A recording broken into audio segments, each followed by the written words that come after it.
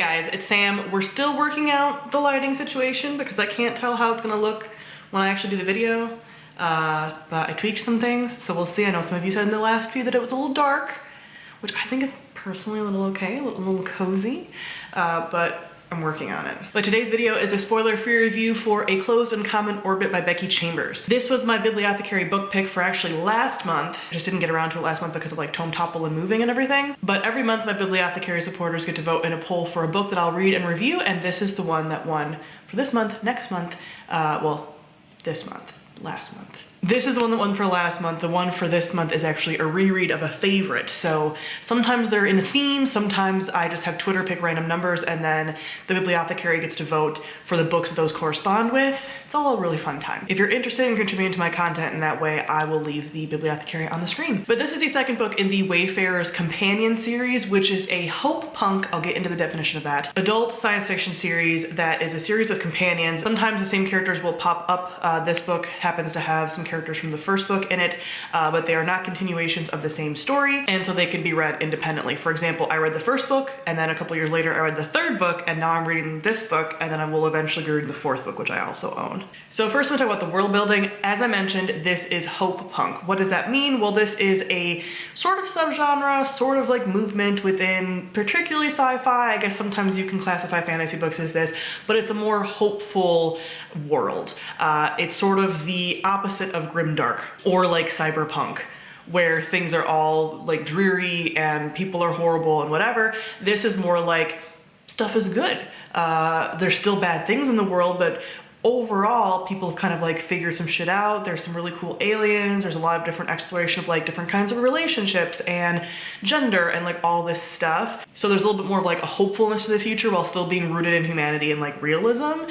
It definitely is a future that's like, this isn't all completely perfect, but much better than some of the grimmer futures that we envision in some sci-fi. I also categorize this as slice of life sci-fi, so it's less about grand, sweeping political things, big players. It's none of that. It's like people living in this future and like, again, having like relationships and figuring out who they are and identity and stuff like that. So these are much slower paced books for that reason, but in a really beautiful way. So the world in this I love because it has that almost space opera feel of like a lot of stuff going on while being that slice of life that I talked about. So there's a ton of different aliens. We get to explore like their cultures in a very personal way because we're learning about this through characters' interactions with each other. So there's different like planets and things. We're like kind of learning about different cultures, different even like religions and things that happen. And the main focus of this book is the theme of AI, artificial intelligence,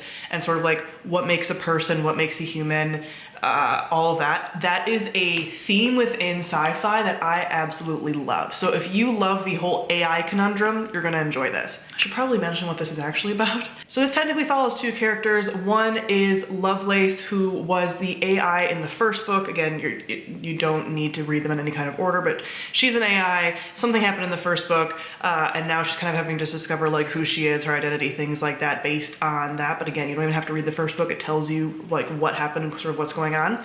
So we get that in the present timeline, and then there's a past timeline following Pepper, who is the sort of like tech person that sort of is helping Lovelace sort of figure out like who she is and whatever, but it's her in the past, and we discover like her connection to AI and the way that these two stories mirror each other as far as like finding yourself, because Pepper comes from a really tragic background where she basically is essentially like enslaved, not with the AI, but something else kind of goes on. So she's also having to discover like who she is in the past, and their two stories sort of mirror each other while still talking about this like AI issue. It's so good. So let me talk about our characters. With that being said, I love the characters in any Becky Chambers book. I love Becky Chambers books in general. I have yet to read something by her that I haven't loved. So both of our main characters, again, we're seeing them, at least we're seeing Pepper in the past and in the present, but they're so good. And just again, that AI discussion just gets me like every single time. And seeing both of them interact with others, find their footing, figure out who they are, sometimes have temper tantrums about it, like be really confused, it's just a very human experience that resonates, I feel, no matter who you are, which is why I think the theme of like AI stories and identity keeps getting done in sci-fi because it's so good. So lastly, I'll talk about the plot. As I mentioned, it is a slice of life story, so there's not really the plot in the action-packed way that you think of it. This is very much a slow-paced, character-driven story, but I will say that like I always want to pick these up and keep reading. The chapters tend to be short enough that like I don't feel like very bogged down. There's enough just like personal, interpersonal like drama stuff sort of going on, not drama, but like just interpersonal life things that you like sort of want to know and resolve without it being these like large scale epic things. So yeah, I really love these books. These books are great for rereads and just like comfort reads and things.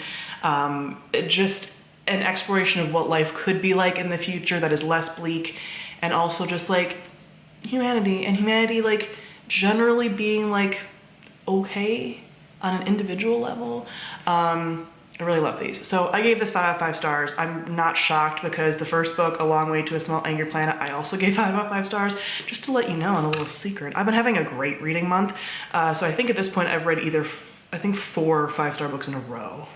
So you're gonna get happy me for a while. This is one book in a string of books that I've really loved lately. Comment down below, let me know what you thought of A Closed and Common Orbit. And let me know if there's any other sci-fi authors that give you this feeling if you've read other Becky Chambers books as this, because she's the only one that I really know that like gives me these vibes. So let me know more besides just her. So thank you all for watching, and I'll see all of you guys soon. Bye.